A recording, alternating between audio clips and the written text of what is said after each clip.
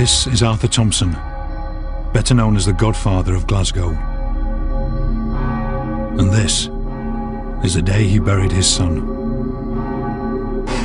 5 weeks earlier, that son was gunned down, aged 31, triggering the collapse of Glasgow's most infamous crime empire. This is a remarkable story of half a century of crime in one of Britain's most violent cities. An era when Arthur Thompson was transformed from petty crook into Glasgow's own Mafia Don. On a Richter scale of 10, he was a 10, ruthless. And it's a time when Glasgow earned a reputation for gangsters who used lethal violence to get what they wanted. I just lunged up the way it stuck his neck. I killed him. It was definitely a revenge attack, and it was done in spectacular fashion. He was hitting me and I was stabbing him, and he got the worst of it. It's also the story of how Glasgow tried to shake off its violent past. But though the city was transformed, the cops who tried to clean up the streets found an underworld they just couldn't kill.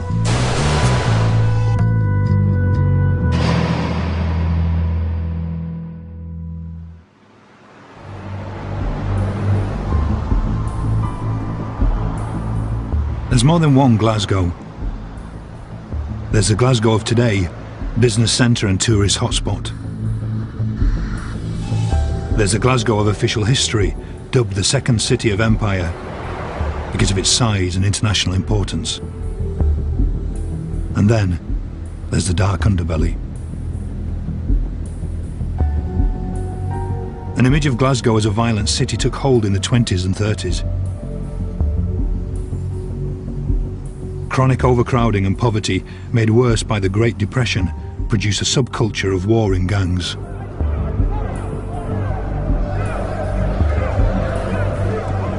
The press dubbed the city Scotland's Chicago, but this wasn't Al Capone-style organised crime. Not yet. Into this world emerged two men who would take the blueprint of the Glasgow hardman and turn him into a crime lord. They were Arthur Thompson and Walter Norval. Walter Norval would become Glasgow's first godfather. His life of crime started in the late 1930s. I had to thieve to survive when I was young, because my ma had to go out and work, and if I had to get something, I had to steal it. She couldn't afford it, and that's the way I grew up. I was a thief. Norval grew up in a tenement on the Glasgow Road as Glasgow limped through depression, then wartime austerity. Money was scarce, but Norval saw two ways to get it: thieving and fighting. There's a lot of fighting men down here when I was young. They made their money off getting money off bootmakers, and they were the men then. They were the people we looked up to. We wanted to be like them, you know, grow up and be the same as them. Throughout his teens, Norval served as apprentice to the local fighting men, running errands for them. Then, aged just 17, he took his first steps into serious crime. Norval headed into town with a gun in his coat and robbery in mind. When he spied a shop girl closing up this tobacconist's, he made his move. And I saw the lassie pulling down the blinds in the window, so I just run across quick. I just pulled out the gun and I said to her, "Right, get out there." And we robbed it. And it was so easy, because you didn't hurt anybody, you just spoke to them and they gave you the money. Though Norval was caught and sent to Borstal, this would-be godfather had made his first big move up the criminal ladder. Meanwhile, a couple of miles away, there was another young criminal on the make. A man who would come to dominate Glasgow crime. Arthur Thompson.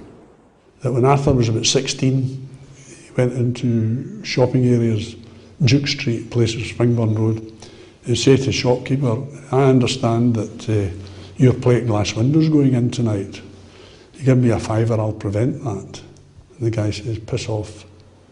And that night his window went in. From these humble beginnings, Thompson went on to charge dozens of businesses for protection.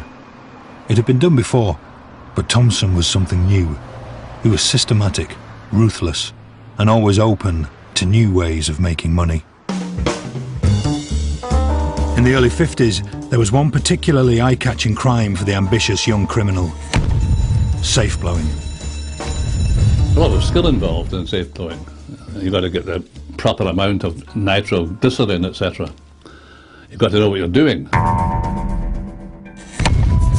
Many banks had barely changed since the 19th century, and their safes were no match for modern explosives.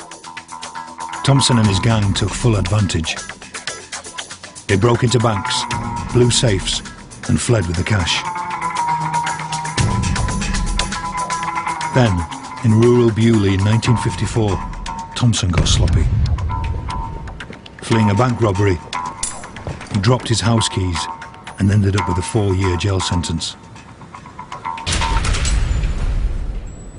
Both Thompson and Norval saw prison early in their careers, but it only cemented their criminal reputations.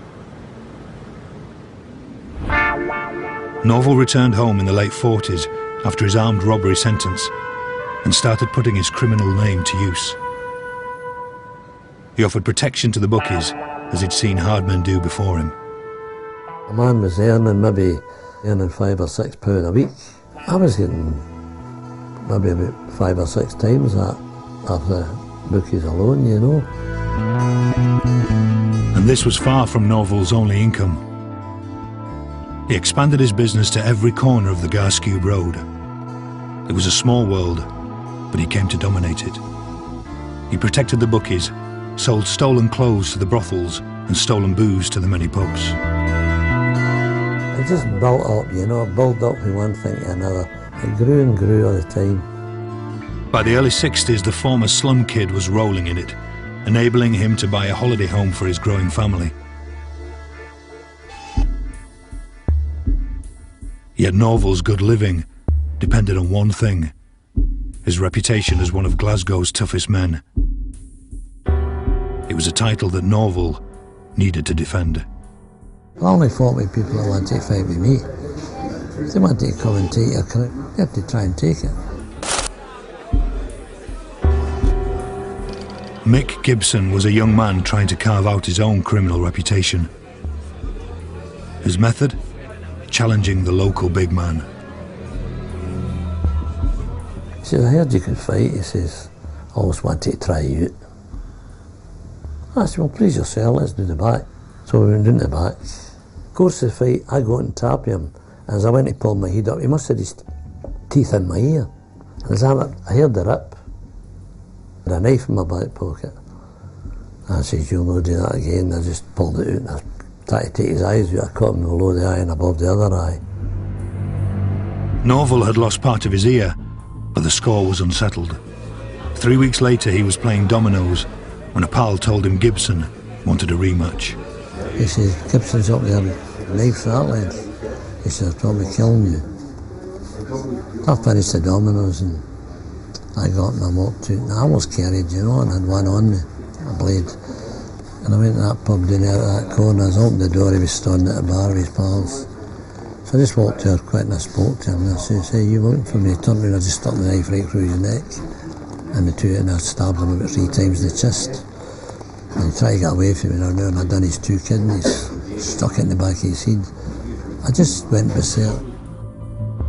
Gibson was horrifically injured, but though his heart stopped in the ambulance, doctors managed to save his life. As for Norval, he was convicted of attempted murder and would never return to his crime empire on the Glasgow road. The Glasgow he knew was about to be destroyed. Throughout the 60s, slums like those that produced Norval were torn down. Thousands of people were moved out of central Glasgow into new housing schemes. Here they were promised a new Glasgow, cleaner, better planned, safer. One man who appeared to embody this new, optimistic era was Arthur Thompson. By the 60s, he was the model of an ambitious, modern businessman. Ideal client to deal with. Always very smartly dressed. I never heard him swear in my life. I had many dealings with him in my office, and they were all reasonable. Yeah, I found him a reasonable person. But Thompson's business-like appearance was a front for criminal activity. He diversified into money lending, ran illegal casinos, and became involved in legitimate businesses too, like scrapyards and pubs. In the process, he earned the nickname Bomber Thompson. When he tried to take over a few of the kind of establishments around about Black Hill and stuff, such as a gambling club and a pub, he'd actually been refused. The owners had decided not to sell to him, so he'd blown them up. This guy was a dangerous, dangerous man.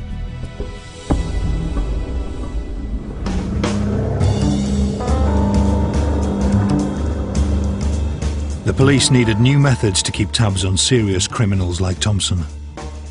Employing the latest technology, they learned just how far his horizons now stretched. He was one of the first who was subject to a telephone tap. So this telephone tap showed he was in contact with the Crays, and he actually flew down to London, took the business flight down in the morning to do some business for them. He was an enforcer, so he would either be harming somebody very badly or perhaps killing them. That was the level that Arthur Thompson worked at in these days. Arthur Thompson was now widely feared throughout Britain's underworld. Few dared mess with him or his business interests. But in May 1966, two men argued with a bookmaker under Thompson's protection over just a few pennies. Within half an hour, both were dead.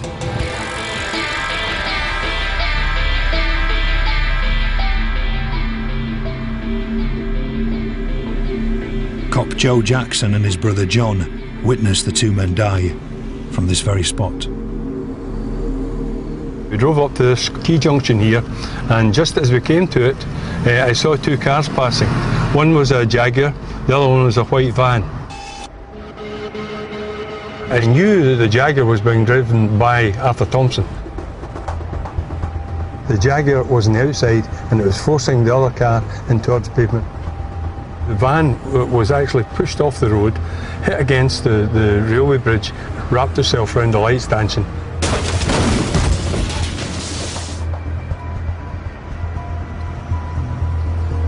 I ran up towards the car, which was here, and there was two guys still in it, and they were obviously dead.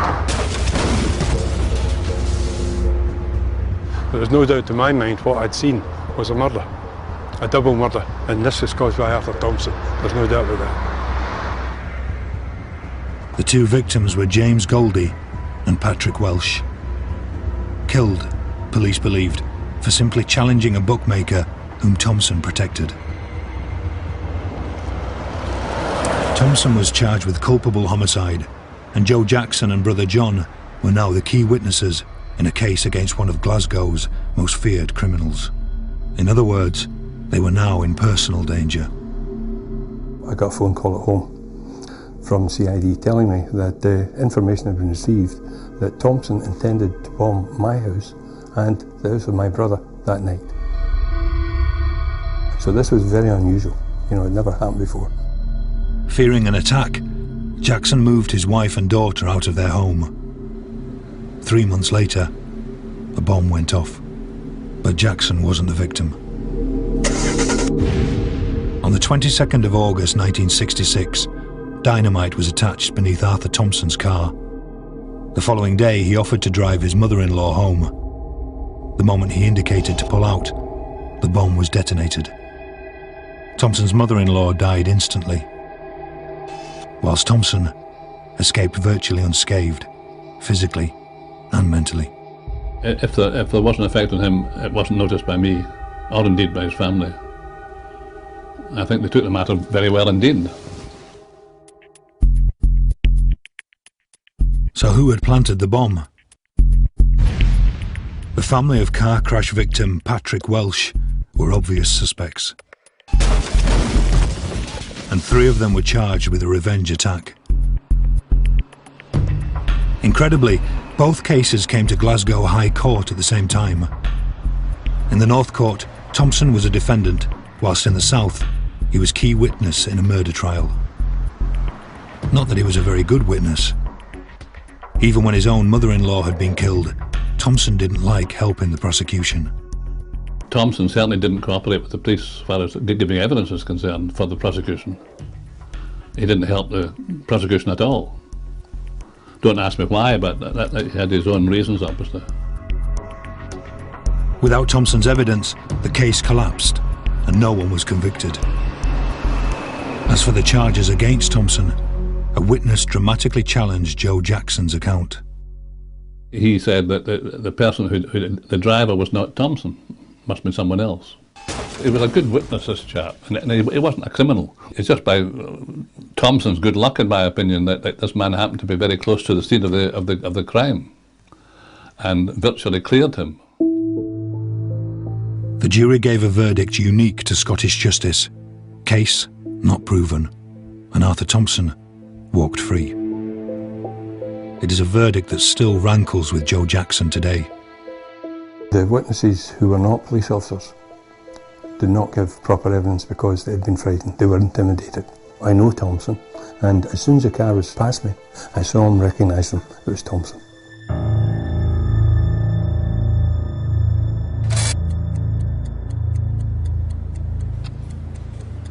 By the late 60s, Glasgow had been transformed. Gleaming housing schemes had replaced many of the old slums. Yet the city's crime problem proved harder to eradicate. The city ranked amongst the world's most violent, and in 1969, a succession of shocking events reinforced the view that Glasgow spelt violence. There was Bible John, a serial killer who murdered 3 young women after nights out at a Glasgow dance hall. He would never be caught. There was the elderly Rachel Ross, beaten to death by masked burglars in front of her terrified husband. And then there was James Griffiths, a suspect in the Ross murder who went berserk when police tried to arrest him at this flat. Armed to the teeth, he fired shots at his arresting officers, then took pot shots at neighbours and passers-by. Next, Griffiths set off on a mad shooting spree across Glasgow. He drove to this pub, where he shot drinker William Hughes dead. He then made for Kay Street and raced to the top of a tenement. Les Brown was one of the first cops on the scene. And he blasted the bottom half of the door with a shotgun and just crawled through. The door's still intact, or still locked.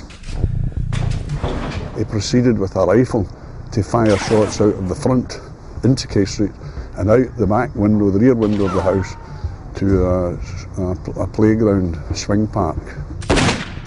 Police laid siege outside, then sent in 2 brave cops with guns, Ian Smith and Malcolm Finlayson. Went up to the top flat, and as they're standing at the door, James Griffiths appeared in the hallway, and he could see their legs. He knew there was 2 guys standing there, and as he lifted the gun to shoot them, Finlayson fired his revolver through the letterbox, and the bullet hit Griffiths in the shoulder and ricocheted straight through his heart and killed him. Good shot. The death of James Griffiths was a defining moment in Scottish crime. It was the first time a policeman had shot and killed a suspect. The game of cops and robbers had become deadly serious. As stories of shootings and serial killers grabbed the headlines, Glasgow was witnessing a more widespread violence problem. Street fighting gangs were back. The infamous gangs of the 30s had been products of the slums, yet many of the new gangs sprang from shiny housing schemes. Perhaps modern homes were not the cure-all planners hoped for. Hugh Collins was one gang member and embodied a culture of ingrained street violence. We always carried knives, always. If you didn't carry a knife, there was something wrong with you. Collins was the son of an armed robber and renowned hard man. and as a teenager formed his own gang. We became the centre of this group that just started to become the Shamrock. The gang thing started to shape up throughout Glasgow. In the Carlton, you had the Tongs, Maryhill, you had the Maryhill Fleet. But we were a nasty wee crew. Throughout the 60s and 70s, Collins was in and out of prison for robbery and assault. But in a chaotically violent world, he stood out as a chaotically violent man. There was a couple of people that had names. I've done them. Just for the slightest excuse, just I either stabbed them or slashed them and went, get to this is my pub, you know, that kind of thing. And I get hooked on danger. I became a loose cannon in a way. Collins's behaviour began to alienate even his own gang, and they decided to teach him a lesson with a brutal ambush. I just saw his face coming out of a doorway. He done a cross thing with me, a razor, a butcher's cleaver, whacked me right in the jaw, got me up the back of my ear to there, and my jaw broke a bit of the teeth. I've heard all my teeth crunching. Collins went in search of revenge. He headed to a city centre bar where his former pals were drinking. With them was Bill Mooney, a member of a rival mob who'd become friendly with the rest of the Shamrock. Though Collins only knew Mooney vaguely, in this world being in the wrong place at the wrong time could be deadly. When I walked in, the place was jam-packed. Collins and his ex-gang were tooled up and primed to fight each other. All they needed was a trigger. A tumbler flew by me and I just went, this is it. And as Mooney went into his jacket, I just grabbed his arm and it just fell into my hand, the bowie knife. You know, and I just lunged up the way it stuck in his neck. You don't want to really kill people. You think you do, but you're horrified with what you've done. I still get bouts of guilt and I go, I took that guy's life, he might have had kids. Hugh Collins was sentenced to life for the murder of Bill Mooney. In many ways, he was a throwback to the Glasgow hardmen of the 30s and a forerunner of the gangs of today, a man out to make trouble rather than money.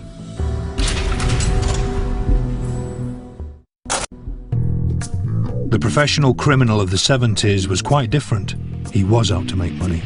For robbers, improvements in bank safes had spelt the end of safe blowing. The result was an explosion in armed robbery. When the safe blow disappeared, the armed robbers appeared with a double shotgun, you know. There was less chance of being caught. They just fire a shot and disappear. By 1976, armed robberies had become an epidemic, and the police had to up their game. That time, there was lots, and I mean lots, of bank robberies and wage robberies going on throughout the city. And I had a squad. We were the first armed response team, and we were actually touring the city every day. In 1976, one particular armed robbery team was coming to the fore.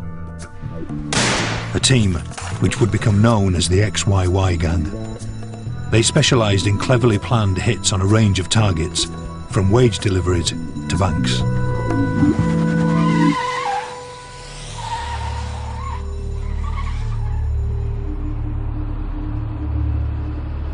Detective Graham Pearson responded to a trademark raid at the Milton Post Office.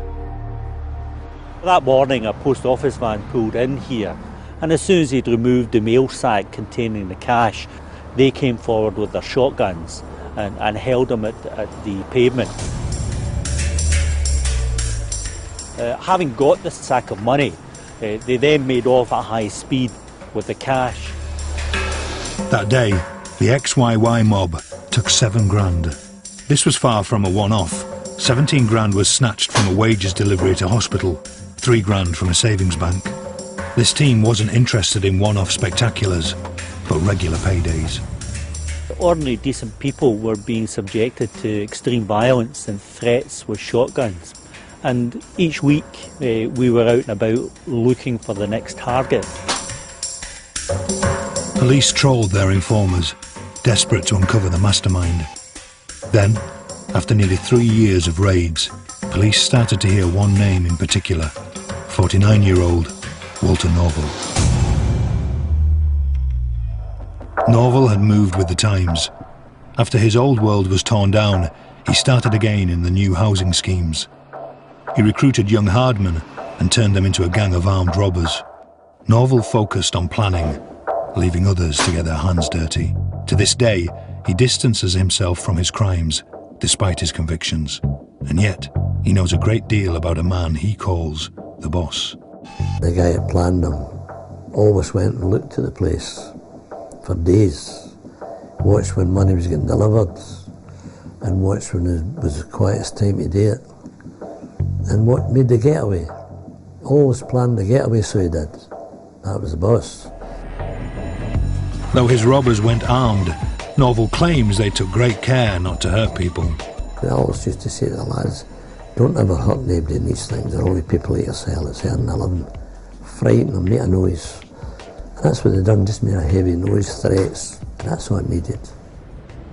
Norval and his gang may have seen themselves as sensitive armed robbers, but their victims thought otherwise. They went through a dreadful time.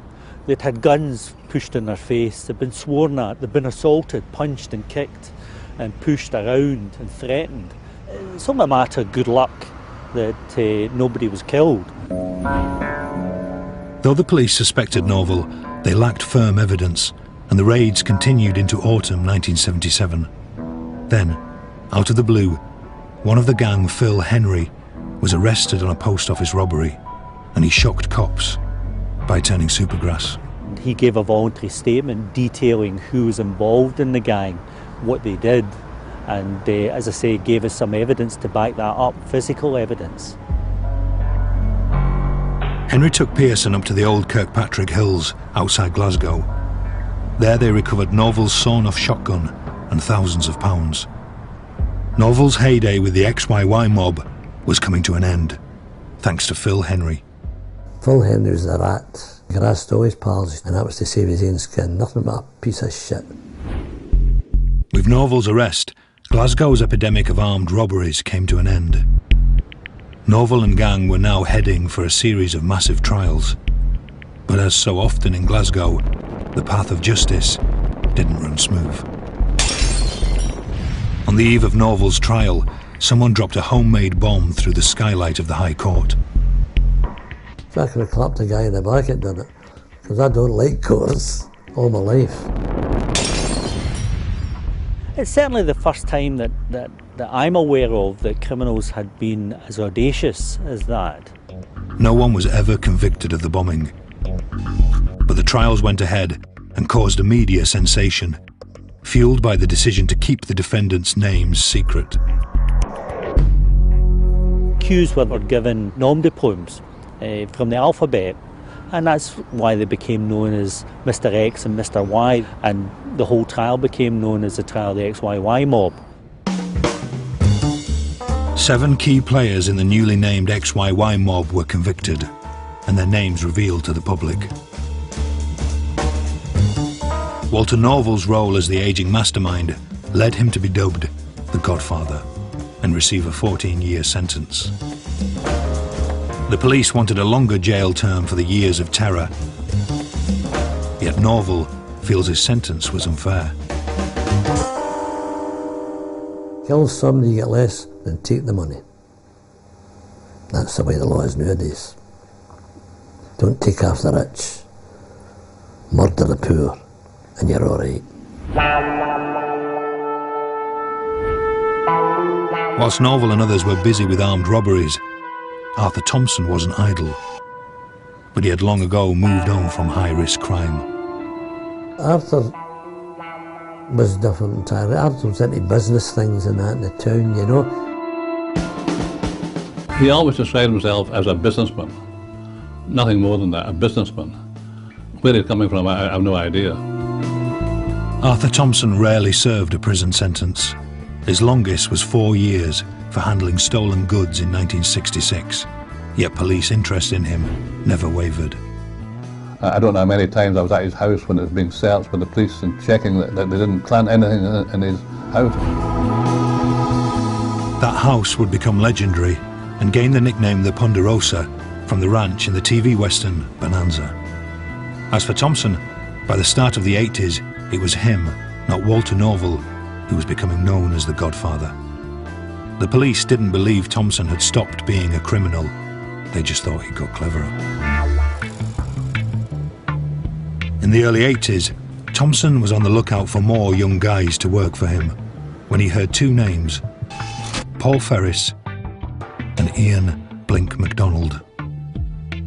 Blink had introduced Paul Ferris to crime when the pair were in their teens. He was running at my mum's house and I kind of told him the money I was making. And I took him in one of the jewellery raids to do with, and we got a couple of £1,000 each. Then for there we could make 10,000, 20,000, all depends now. For 2 years, Blink and Ferris went on a robbery rampage. Then in 1982, the partnership came to an abrupt end, thanks to Arthur Thompson's son, Arthur Jr. I was supposed to meet Paul Ferris in the Provenmal Inn one night. I never turned up, and I saw him the next day. And he says that he'd been recruited by young Arthur. And I says, what do you mean? He says, well, he's heard good things about me. And according to Blink, the Thompsons wanted Blink and Ferris as a duo. I actually says, why does Thompson want us two young boys when he's supposed to have the whole of Glasgow sewn up? And he went like that, he says, no, he's always looking for new blood. I says, you're going to be a debt collector and an enforcer. And while we're doing this, I says, the Godfather of Glasgow, I says, he'll be sitting in the Ponderosa with his feet up, drinking brandy with his cigar and watching Minder. Ferris took the job, but he was not just to be working for Arthur Thompson Sr., but his son, young Arthur.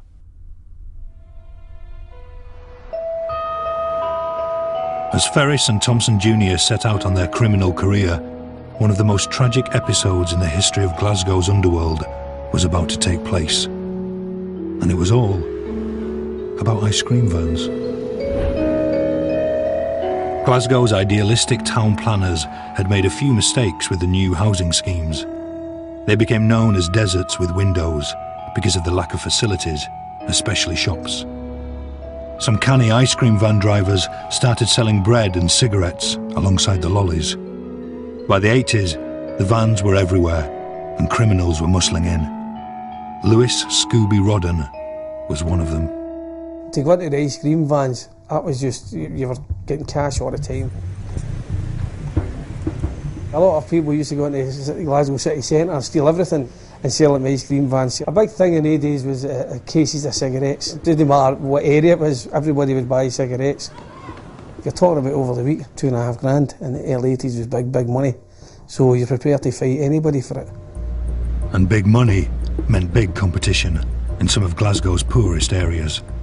If I had 3 streets, you had 3 streets, my pal had 3 streets, but if anybody came from another area and tried to move into the 3 streets, that was a whole new ball game. Huh? That was your ice cream war.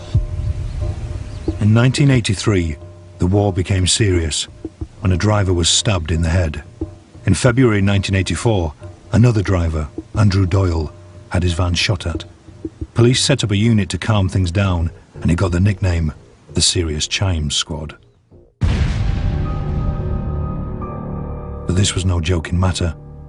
On the 16th of April 1984, someone set fire to the home of ice cream van driver Andrew Doyle. That night, 3 of the Doyle family died, including an 18-month-old child.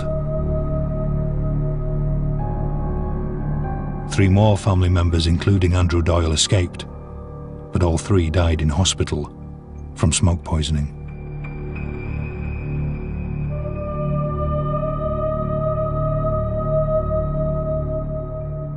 These 6 deaths shocked the city. 2 men were eventually convicted of murder, only to be acquitted and freed on appeal 20 years later. Even today, the unsolved mystery continues to cast a shadow, yet these have not been the city's only trade wars. There's wars in every walk of life, especially in Glasgow. If somebody's moving into your business, you're wanting to say something about it. Over the past 30 years, feuds over security, taxes, and even window cleaning have sparked violence. But all these trade wars paled in comparison with what was rapidly becoming the underworld's #1 trade: drugs. By 1983, the Glasgow region had one of the worst heroin habits in Britain. The Thompsons were keen to control a share of the trade, and this time Arthur Jr. was leading the way, though he lacked the formidable business skills of his father.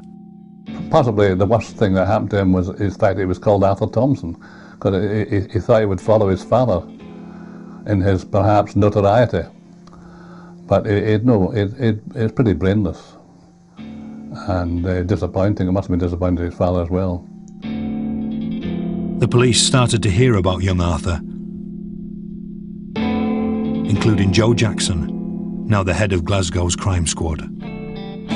One deal that would become infamous involved Thompson Jr. paying 30 grand for a bottle of liquid heroin, only to be surprised by its contents. It was a bottle which looked like clear liquid, which turned out to be clear liquid water. Being sold a £30,000 bottle of water infuriated Thompson Jr. Paul Ferris was sent in search of revenge. He later admitted stabbing one man in his car as he waited at city centre traffic lights and stabbing another in a Glasgow pub. The result was increased police interest in Ferris and Thompson Jr. I had received information that the police were going to set him up, and I sent for him, and he came with his father, and I said, look, I have information from a good source that the police are going to set you up very soon. If I were you, I would get out of the country and go to Spain somewhere. Thompson Jr. ignored the advice and continued dealing heroin. Unfortunately for him, one of the men he supplied, Jonah Mackenzie, was already under police surveillance. Information came in that a car had arrived outside this house, right? And who actually was in the car and came out of the car was young Arthur and another mate going into the house, obviously to supply Jonah with more drugs. So as soon as the officers saw that, they moved in and they were taken in there. So it was a lovely catch.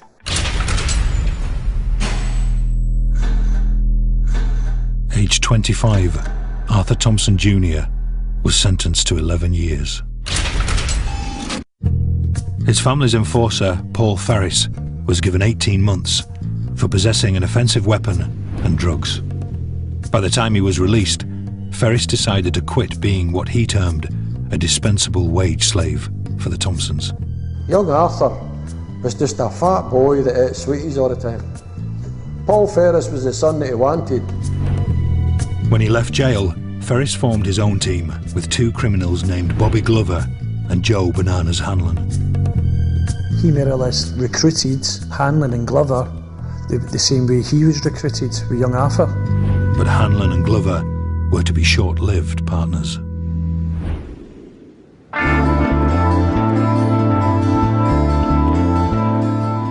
In the mid-80s, Glasgow was rebranding itself. Inspired by the hugely popular I Love New York campaign, Glasgow described itself as miles better. The campaign helped put Glasgow on the tourist map, but the underworld wasn't towing the party line. Gang violence was about to erupt around Arthur Thompson Sr. as his enemies queued up to get him. The first attack came as Thompson sat in an office at an East Glasgow scrapyard. This seems crazy, but an IRA hitman was brought over from Ireland to assassinate Arthur Thompson.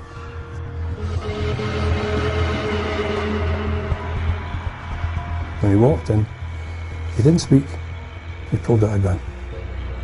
This gun just kept coming and coming and coming, and he took this gun out, pointed at Thompson, and pulled the trigger. The gun misfired, and the hitman fled. As he ran out of the caravan, this guy turned and started firing, so there was bullets flying all over the place, right? And one of them, it would appear, struck the cobbles and fired up into Arthur's ground. Once again, Thompson refused to help the police. He claimed a malfunctioning lathe had caused his injury, and no one was ever charged.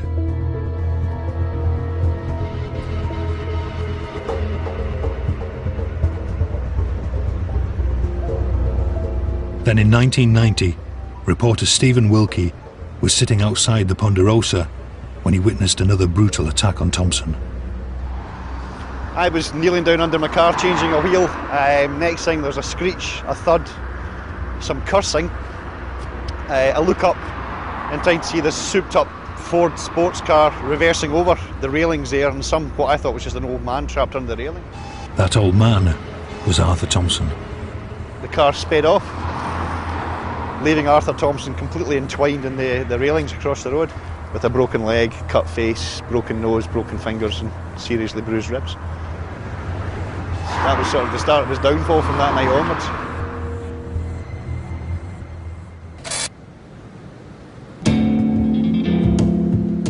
On the 17th of August 1991, Thompson Jr. was given 48 hours leave from prison to prepare for his release.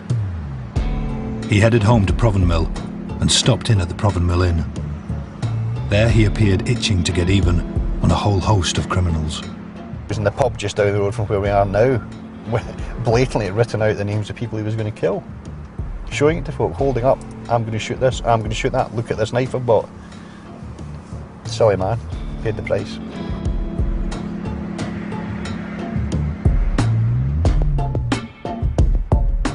That night, Thompson Jr. called in to see his dad. His father's house was at one end of the row and Thompson Jr.'s home at the other. There was an underground passage between the two, but Thompson Jr. chose to take the short walk along the road.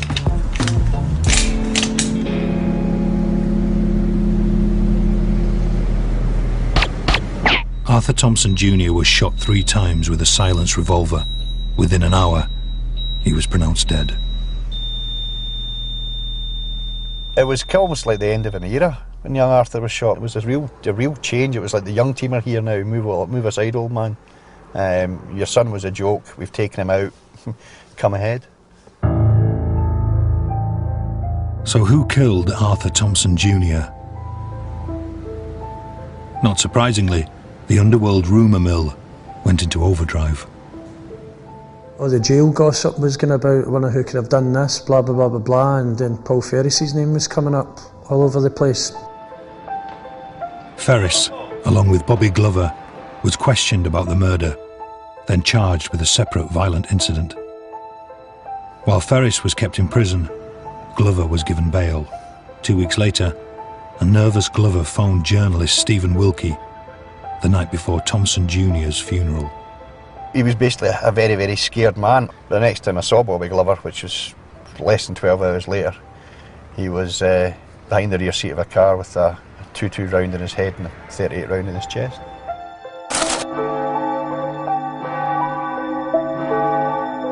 On the morning of the funeral, Bobby Glover was found murdered in his car, along with Paul Ferris's other partner, Joe Bananas Hanlon.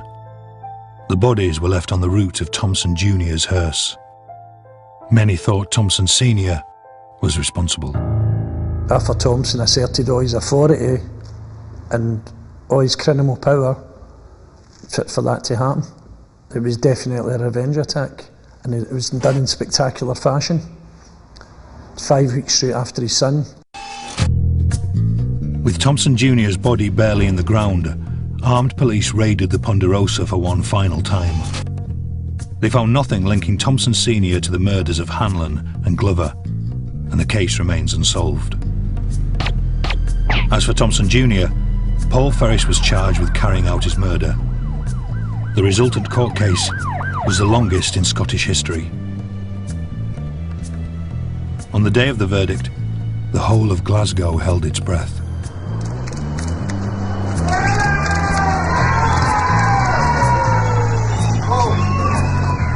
Ferris was acquitted of all charges and promptly ran into the car of journalist Stephen Wilkie. He said that the only reason he came with the newspaper, he knew we wouldn't shoot him. We're non-combatants, was his famous phrase. He knew that if he went away with us to a hotel, he'd at least be alive at the end of that night. Ever the survivor, Ferris is still alive today. He's now a published author with no convictions since announcing going straight in 2002. As for Thompson Sr., just 2 years later, in 1993, the Glasgow Godfather died. He'd survived a car bombing, a shooting from a hitman, and a hit-and-run attempt, but he couldn't survive a heart attack. He'd never got over the loss of his son, because I think he was only 63 or something at the time. So I think he died with a broken heart, not a heart attack.